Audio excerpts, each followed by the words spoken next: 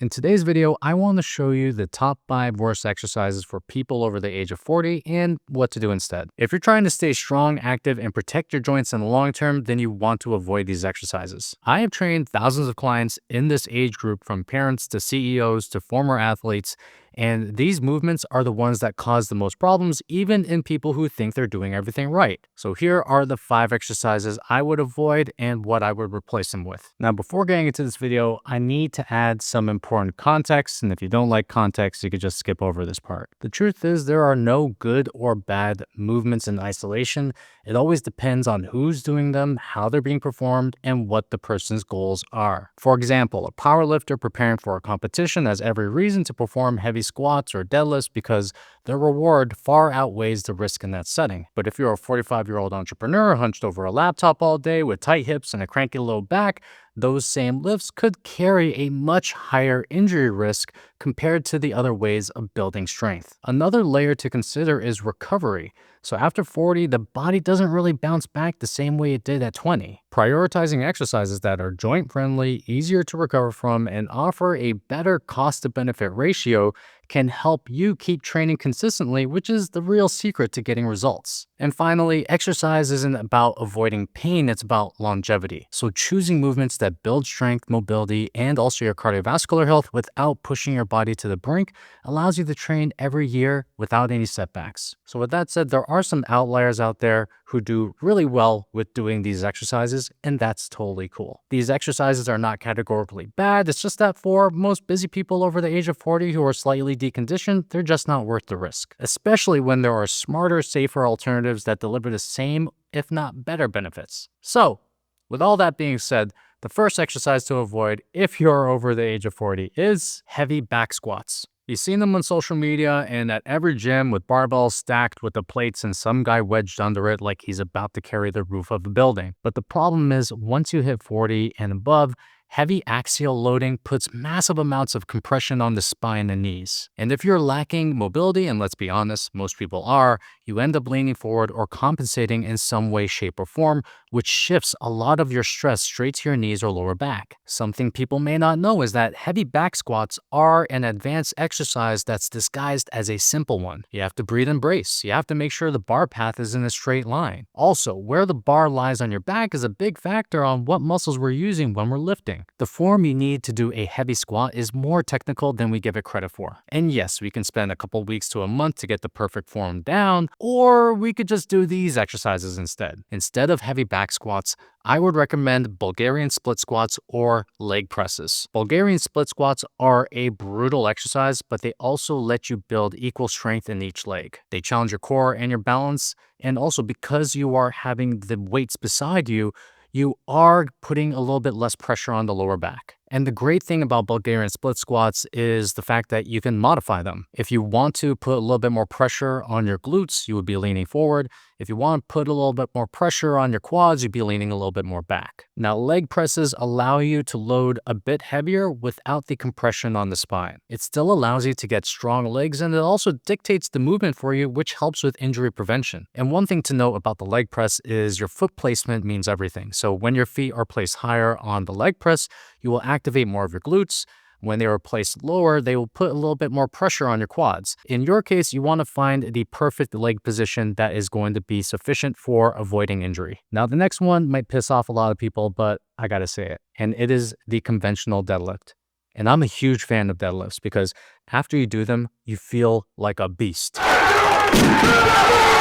And also, if you have the form down right, it becomes one of these exercises where you can lift beyond your fighting weight. But the ugly truth is, the older you get, the harder it is to recover from heavy conventional pulls. And also, when the bar is in front of you and you're in that deep hinge position, it puts your lumbar discs under an insane shear force. If your hamstrings or your hips are tight, you will eventually round your lower back, and that's when you get the famous "I tweaked my back" stories. Now, something you'll understand with conventional deadlifts and also squats is the ego. There's just something about doing these exercises that just wants you to slap on more 45-pound plates on each side and just go ham. And that is exactly the last thing we want to be doing over the age of 40. We have to understand that we're not in high school anymore, and we actually need to tame the ego, especially when we're in the weight room. Now, if you still like doing deadlifts but want to take some of the risk away, I would recommend trap bar deadlifts instead, because it puts the weight in line with your body. Instead of having the bar right in front of you, you'll be in the actual bar path, which reduces a lot of stress on your spine. Another one I would recommend is the hip thrusts, because they isolate the glutes and give a little bit of work to the hammies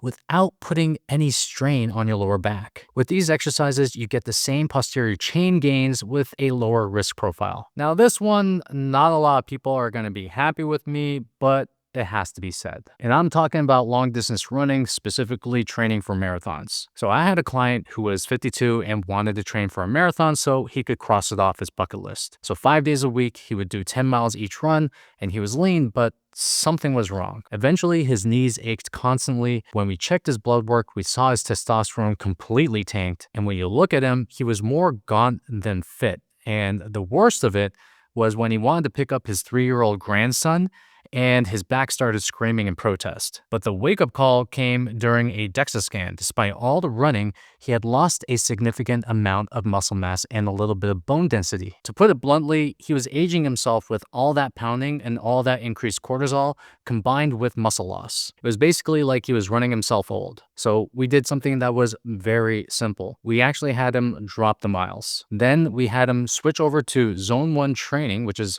walking or walking on an incline while lifting weights at least 3 times a week and maybe doing the odd sprint here and there. 6 months later, he gained 7 pounds of his lean mass back. His total and free testosterone shot up by 25%. He didn't see any pain in his knees, and he could pick up his grandson without any pain. And look, I love a runner's high as much as the next person, but pounding the pavement for hours a week is a slow grind on your knees, hips, and ankles. Excessive long distance cardio also can jack up your cortisol, which can eat into your muscle mass and kill recovery for strength training. As we get older, strength training becomes just as important as cardiovascular training. Something else I've noticed with a lot of clients that come in, they think that they have to do long distance running in order to lose the weight. They think about it as being mandatory when the reality is it's highly optional. And I talked about this in this video right over here where I talk about dropping 30 pounds, where if you don't pair up a proper strength training program and make sure that you're getting the adequate protein intake, with long distance running, you will eventually lose a good amount of muscle, which will affect your metabolism. And the worst part is that most people don't even like doing it. They feel like they have to do it because it's what David Goggins and everyone else on the internet is telling them what to do. Who's gonna carry the boats? My recommendation is walking. Instead of long distance running, I would index heavily on walking. And you can choose